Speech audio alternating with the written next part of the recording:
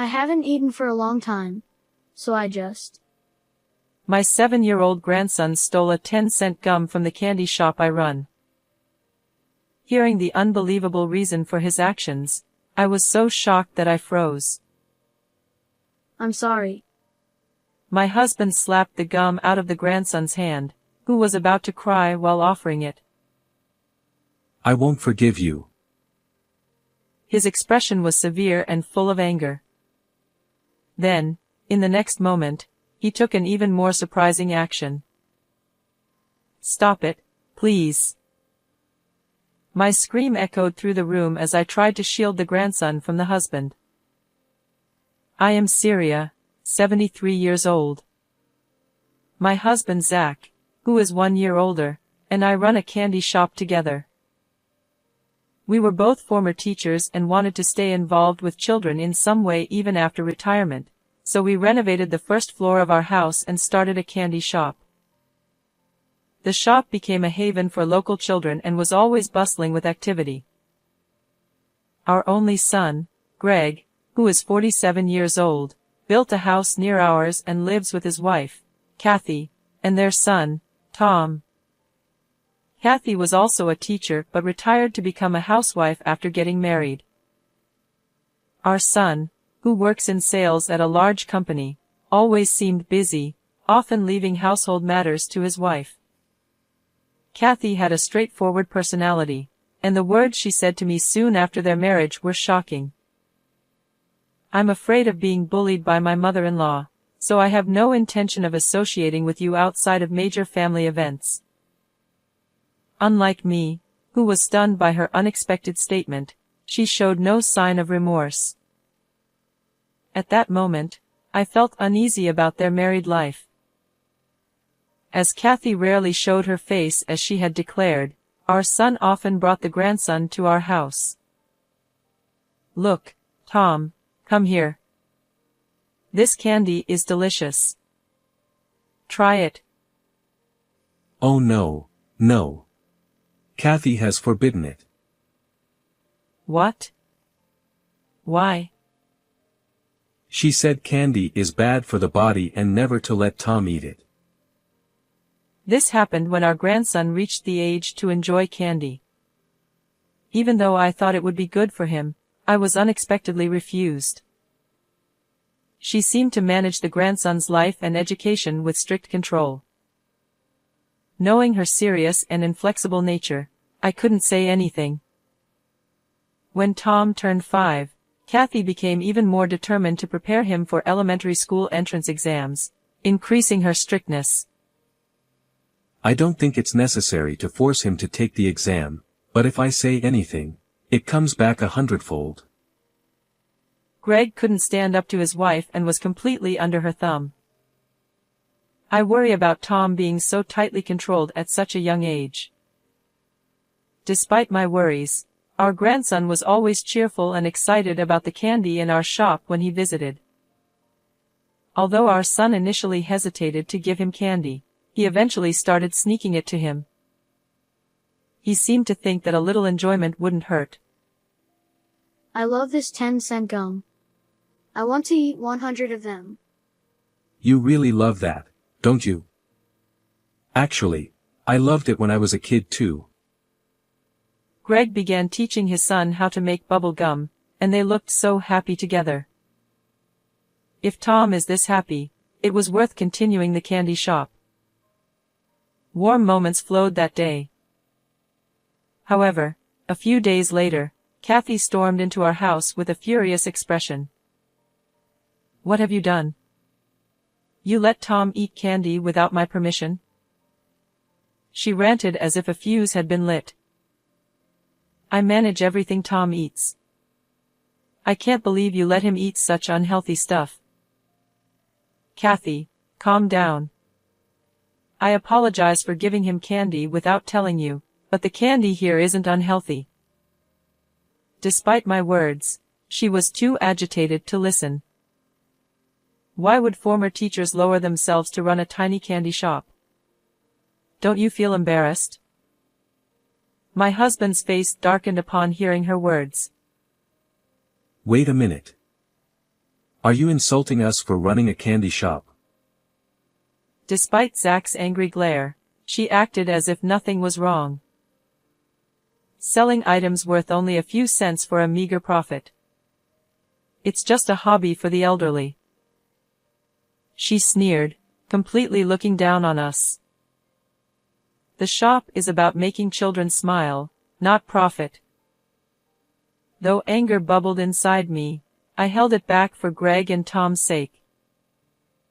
Tom didn't get into his first-choice school for the elementary entrance exam, but he got into the second choice. Grandpa, Grandma, I passed. Congratulations, Tom.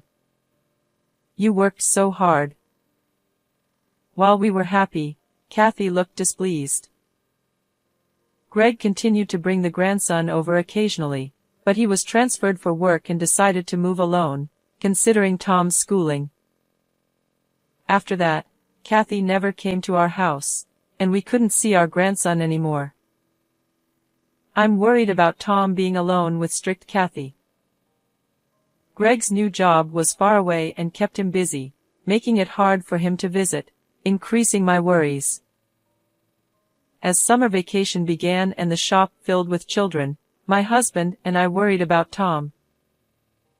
I wonder if he's okay. Greg said there's nothing to worry about. Even though Zach said that, my anxiety remained. One day, around lunchtime, the shop was empty, so I asked my husband to mind the store while I prepared lunch inside. Suddenly, I heard my husband's sharp voice from the shop. Tom, what did you do? Hearing our grandson's name, I rushed to the shop. There, I found Tom looking down, about to cry, and Zach staring at him sternly. What happened? Without answering, my husband stared at our grandson. Tell us what you did. With a furrowed brow, Zach raised his voice, causing Tom to flinch. Shaking, he slowly opened his tightly clenched hand to reveal his favorite 10-cent gum. I haven't eaten for a long time, and I was so hungry. Tom, pale and small, wouldn't meet our eyes. Incredibly, our grandson had tried to steal gum. The shock left me paralyzed. I don't believe you would do such a thing without reason. Can you tell us what happened? Hearing my words, tears welled up in his eyes, and he began to cry. I gently patted his back to calm him. Then, he revealed something even more shocking. Mom always makes me do 4th grade problems, but I'm only in 1st grade, so I can't. When I can't, she gets mad and won't let me eat. That's terrible. You can't solve problems for older kids. How can you eat then? He survived by eating school lunches, but with summer vacation, he hadn't eaten in 4 days. Mom always tells me to study and leaves. So I go to the park and drink lots of water to feel full. Unbelievably, Kathy locked the fridge to prevent him from getting food. Even worse, it seemed she turned off the water main, as there was no water available. In this heat, that's dangerous. Hearing this, my anger towards Kathy intensified. Grandpa, I'm sorry for stealing. After finishing his story, Tom tried to return the gum. I won't forgive this.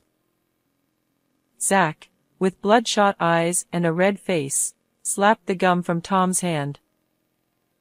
Then he raised his hand towards Tom's head. Stop. To protect Tom, I instinctively raised my voice. I thought he would harm our grandson, but he didn't. First, let's have a good meal. You can have the gum afterward. Zach patted Tom's head gently, smiling warmly. His anger was directed at Kathy, not Tom. Relieved, Tom's stomach growled loudly. Seems you're hungrier now. Let's have lunch. I quickly made Tom's favorite omelet, and he ate to his heart's content. Grandma, your cooking was really delicious. But the 10-cent gum was yummy too. Oh my, it really is Tom's favorite, isn't it? Seeing my grandson completely recovered, I was relieved. But at the same time, recalling the detailed story he told me, anger began to boil within me. I can't forgive anyone for putting Tom through something like this. According to my grandson, Kathy often said she was going to see her friends and would be out until the morning. Leaving little Tom alone without giving him any food and going out at night is absolutely unacceptable. I decided to take action against such a daughter-in-law and devised a plan. A week later, I contacted Kathy and told her to bring Tom to the shop. Tom, Grandma has something important to talk about with Mommy. Can you wait at home with Grandpa? Okay. But, Mommy. Watching my sulking daughter-in-law's mood, my grandson went into the house. What do you want to talk about? Unlike you old folks, I'm busy. Kathy stood there with her arms crossed, looking irritated. I heard that you've been imposing unreasonable demands on Tom and denying him food when he can't meet them. There's no way his grades will improve with such methods. The moment I denied her way of doing things, her expression changed drastically. Tom couldn't get into his first-choice elementary school, so I'm making him study hard for his middle school exams. I'm just being a bit strict. Don't act like you know everything just because you used to be a teacher. Her face was frightening, with veins popping out on her temples as she glared sharply at me. And I'm making sure he eats properly. Tom's lying. A bit strict? You're going way too far. Holding back my urge to shout, I thrust my phone in front of her. On it, Kathy was seen scolding Tom for not solving problems, laughing that he wouldn't get any food, and locking the fridge before going out. What is this? Kathy was momentarily stunned but then started yelling back in anger. How dare you install hidden cameras in my house? That's illegal. She shouted, ignoring her own actions. Do you think I did this without permission? Greg allowed it. If he sees this, it's all over for you. Upon hearing about her cruel treatment from my grandson, I had immediately called my son and told him everything. We planned together to rescue Tom from his hellish life. Knowing his dire situation, I secretly fed him while Kathy was out. Unaware that her actions were being recorded, Kathy continued mistreating Tom.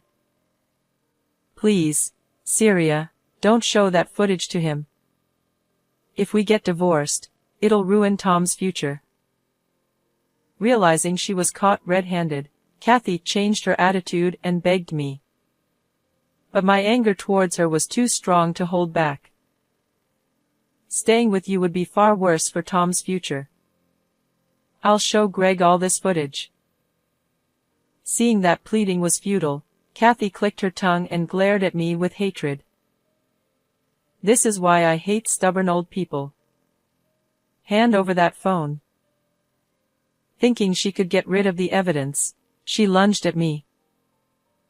That's enough. My husband, who had come out to check on us, intervened just in time to protect me from Kathy. Shocked by her reckless behavior, I pressed on. And you often left Tom alone to stay out until morning. What exactly were you doing? Suspecting something, I had investigated and discovered that Kathy was having an affair. I had photographed her entering and leaving a hotel with her lover. When I confronted her with the photos, she turned red with anger instead of being embarrassed. So now you're playing detective? What a waste of your former teacher status. For my precious grandson, I don't need any titles. I'm ready to become a demon for Tom. Though momentarily taken aback by my firm stance, Kathy quickly regained her composure. I planned to stay married until Tom's school fees were paid, but now that I've been found out, there's no point. Showing no remorse, Kathy smirked at me. Anyway, I was going to divorce Greg and be with him eventually. It was time to bring her down to earth. Unfortunately, your plan won't work. Your lover is married too. What? No way. He told me he was single. I had found out her lover was married and had lied to her about being single. I've told him everything. He begged me to keep it a secret from his family and said he'd break up with you. That's a lie. He wouldn't leave me. Kathy was in shock and disbelief. Wake up. You've been deceived. If I lose him, how will I go on? Kathy collapsed to her knees, stunned. I delivered the final blow. Greg is going to take Tom and divorce you. You'll have to live with the consequences alone. Wait a minute. Are you talking about alimony and money? I can't do that. I've been a housewife too long to go back to teaching. Despairing at my words, she fell to the floor, sobbing. Seeing her like that, I felt no sympathy. How can someone who couldn't even take care of their own child have been a teacher? Aren't you ashamed? Hearing my words, Kathy cried even harder. Later, my son and his wife officially divorced. Kathy was ordered to pay $30,000 in alimony and $300 a month in child support. Her affair cost her another $20,000 in compensation, and her lover's family found out, leading to another $20,000 in compensation from her. Burdened by debt, Kathy now works day and night and lives a life of hardship. Meanwhile, with Greg and Tom back home, my days have become busier. Welcome. Free and full of energy again, my grandson loves helping out at the shop. I look forward to continuing to protect our shop and living happily with my family. How was this story? Don't forget to subscribe to our channel. See you in the next video.